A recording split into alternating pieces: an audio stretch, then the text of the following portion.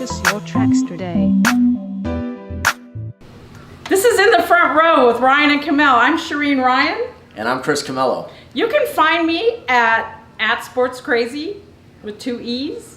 And you can find me at Chris_Camello on Twitter or my website, www.chriscamellosports.com. And you can find us at www.inthefrontrow.com.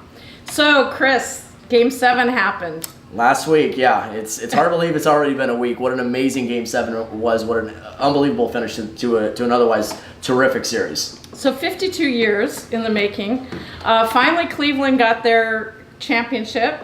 1.3 million people showed up in the streets of Cleveland, but it wasn't just people from Cleveland. It was people that came in and flew in. And we heard a lot about, Cleveland really couldn't handle all the influx of people, but it was very exciting. It took a long time for the parade to start. They put any and all Laker parades to shame with how many people my were God. there. Oh Streets my of God. Figueroa have nothing on the Nothing. streets of Cleveland. At least there was no riots in Cleveland, but anyway. Well, that we know of. That we know of. So they ran out of booze that night as well. Wow. I heard some of the bars had to close because they didn't have enough liquor to stay open. That's how much partying was going on.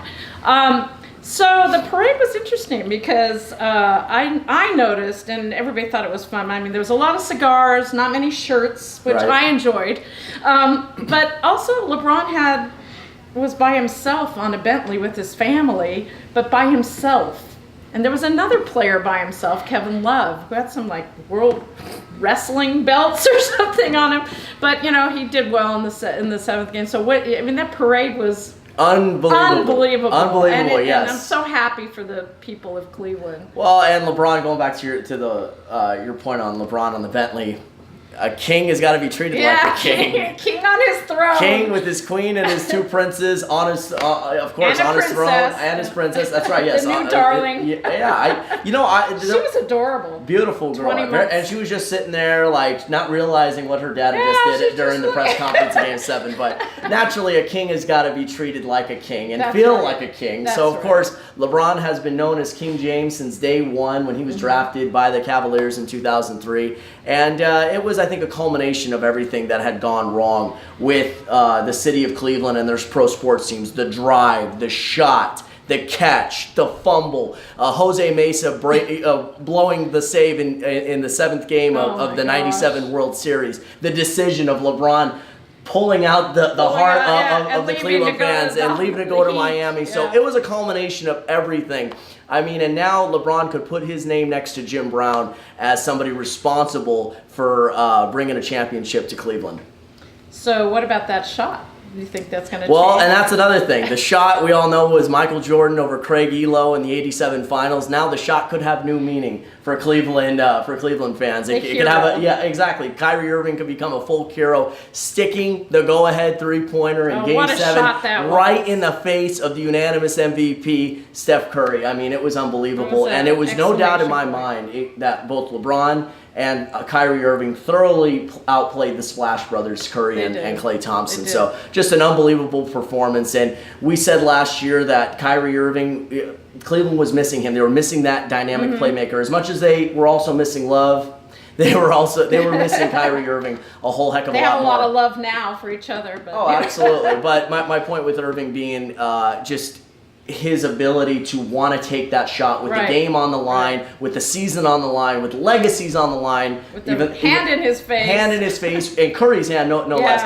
to stick that shot. It was just unbelievable. And LeBron was incredible as well. 41 in Game 5, 41 in Game 6, a triple-double in Game 7. He did it all, not to mention that block on Andre Iguodala. I mean, that just showed the heart and determination of that LeBron. Last block and how he just did not want to be denied. Dagger in the Golden State Warriors. It was, and I think it was from there that we knew this feels like it's going to be Cleveland's night. And not to mention, they became the first team in NBA history to rally from a 3-1 deficit to knock out the defending champs and claim the title for themselves. So it was history all around, and 2 Wildcats finally got a ring, Channing Frye and Richard Jefferson. And Richard Jefferson announced in a drunken stupor, maybe, with his trophy, that he was retiring. And then he pulled a Brett Favre. No, I'm not going to retire. Then at the parade, he said, I guess I'm going to stay for another year. So that made for erasing and rewriting my article, so that was kind of fun.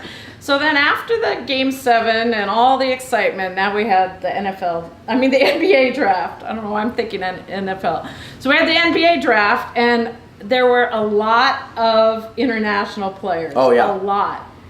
And, I mean, what did we say, 13? It was 43%? 13 international players in the first round out of possible 30, 43%. So clearly teams decided to go overseas with the international flavor. More jersey sales. Exactly. Instead of staying at home and getting a couple of good college prospects, they decided to go overseas and go with their projects. But the most interesting pick, obviously, was the Lakers grabbing Brandon Ingram, the Duke freshman, with the number 2 overall pick. And I honestly believe he is the most polished player in this draft and will make an immediate impact on this Laker team. Yeah, there's a lot of talk about everybody's going small ball, yet the Cleveland Cavaliers won with size. Yeah. So we have 10. Most of the first round was forwards and centers, which it was a big man's draft. Yeah. It was kind of interesting. And so, they talk a lot about Brandon Ingram's size, and he has to put on both. But if we're going small ball,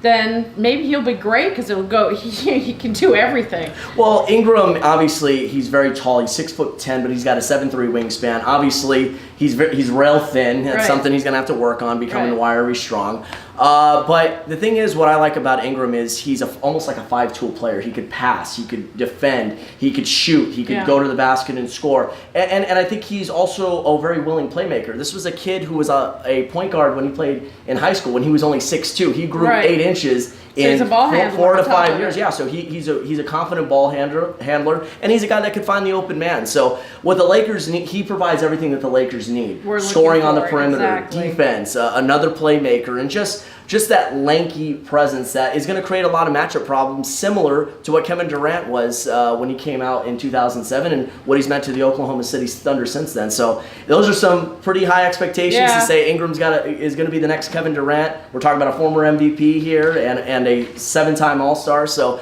I think Ingram could be on the way to being like Durant. If nothing else, they play like each other. They have similar body types, but it's just going to take time for his game and for his size and his weight and strength to develop. Well, I think he has a great character, and we found out he has another skill. So he can draw. So he went out to New York, DraftKings put him up to it, and he punked a bunch of New Yorkers in Washington Square, and they didn't know who he was, and they sat in front of him, and he drew their pictures, and they would talk back and forth, and some of the passersby who sat down did recognize him, but he played it off, and one of them said, is the Tar Heels your favorite team? And he said, oh yeah, they're my favorite team. Of course not, because he's a Dookie. But he was coached by Krzyzewski, one of the best coaches in college basketball. And there's a lot to be said, about being coached by Coach K. Oh, absolutely. And Ingram is a high character guy. And one of the first things he did was go hang out with Jordan Clarkson and Julius Randle and D'Angelo Russell and just kind of get to know them. And one of the other things that I heard and read about Ingram is what a great teammate he was, and what a high character guy he is. Oh my God, that's so important. And the Lakers need that. Exactly, and most importantly, he has got a great work ethic. Because if you remember, if you went to last year's mock drafts, he wasn't on the top 10. Right, he wasn't. He gradually worked his way up the boards, and his tournament, the showing that he had in the tournament for Duke was kind of so. But the bottom line is the talent is there for this kid, and he's probably the most polished player in this draft. I like Ben Simmons. I think Ben Simmons have a very successful career. We'll see. It take him a couple of years. Well, at the very least, everybody thinks he's so wonderful. Exactly, and at the very least, I think he gets Sixers fans excited. But I think with Ingram though, for what the Lakers need, for what they're going for, and especially fitting into Luke Walton's up-tempo, team-oriented system, Ingram is the perfect fit for the Lakers. And although no Arizona Wildcats got drafted, sorry, Shireen. Caleb Tarczewski did get signed by the Washington Wizards, which is good, and we hope some more get signed. But we had 3 Pac-12 players in the top 10 drafted. Yeah. And then we had 4 in the first round and 5 overall, which is pretty good. Yeah. And Pac-12 was kind of represented. No Bruins or Trojans. No Bruins, no Trojans, no Wildcats. But the the 9th place team, 2 Washington Huskies got in there, which is very surprising to me. Very surprising. I really don't know. Sometimes it's not based on the team. What is the scouting? I mean, to me, there was Kansas players left off the draft. There was, Baker. Ron Baker from Wichita State. Gary Payton II. If you watch college basketball, Gary Payton II, and if you watch college basketball, you'd say these guys should go in the first round, maybe. I don't know. But I'm very happy for Jaylen Brown. He does carry a team. He's proven to carry a team. He went to the tournament, and he did great in the and he went to Boston. Boston had the 3rd overall selection. Many thought that they were going to trade that pick as a package to get a more established player like Jimmy Butler or Gordon Hayward or somebody like that. But it looks like they're going to keep Jaylen Brown, and he's going to give them a boost off the bench, gives them some more depth at that wing spot to maybe back up Jay Crowder, and that's something that they needed. So I like Brown. I think he's going to be a perfect fit in Boston, and I think he's a hardworking, emotional player, and I think the Boston faithful, they're going to get behind him for sure. They will, and he's got a great coach. Brad Stevens, one of the best. People 11 Stevens, and the Celtics had 3 picks. So. And you know what's funny is Celtics and the Raptors both had lottery picks. These are teams that won 48 and 56 games respectively last year. Right. 2 teams that were in the playoffs. And they had lottery picks. So Brown and the Toronto pick with the 9th overall selection, they took Jakob Poeltl from Utah. These guys, the expectations will be low for them. They don't need to come in right away and contribute the way a guy like Ingram or Simmons does. So I do like those picks for the Celtics and the Raptors. Yeah, and Poeltl, he did play for Utah, and they did really well this last season. So he's a good pick. It was an interesting draft altogether. A lot of Croatian players. Doviđenja, by the way. Yeah, a lot of. Who got all the? There was one team you said. Well, the Lakers got one too. Ivica Zubac with their 2nd rounder. Zub. We hear that's the nickname. Yeah, Zub. 19-year-old kid, plays for the Croatian national team. So, like I said, there's that international flavor this year. Call it what it is, but teams decided to go overseas with their picks. Yeah, I think the Phil Jackson Porzingis pick from last season. I think that there was a lot of criticism. Yeah. I think Stephen A. was one of the loudest, if I'm not mistaken. I'm very upset about his Knicks getting Porzingis, but then what happened? Dražen Bender goes 4th overall. I know, right? Same pick that Porzingis went last year. So. Exactly. So I think that everybody's following in the footsteps a little bit. But good luck to all the NBA everyone's teams. looking for that sleeper pick, so to speak. And maybe the Suns feel Bender will be similar to what Porzingis was to the Knicks last year. But a solid draft, kind of anticlimactic at times. A lot of no names, a lot of unfamiliar names, but should be interesting to see Summer League and the exhibition games in the preseason to see how these guys pan out. Yeah, I'm looking forward to Summer League. I'm going to hit up Las Vegas first weekend in July or second Sin weekend City. in July. Yeah, should be fun. I can't wait to watch the Lakers play. In fact, I'm at least going to hit 2 of those games then. Nice. I cannot wait. So I'm looking forward to see who's going to be on the roster. Luke Walton has said that he might even coach.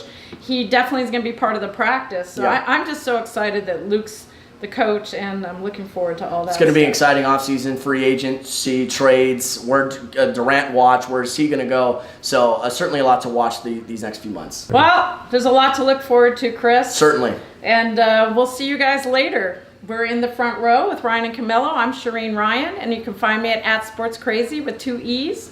And don't forget to follow me at Chris_Camello or www.chriscamellosports.com. See you later.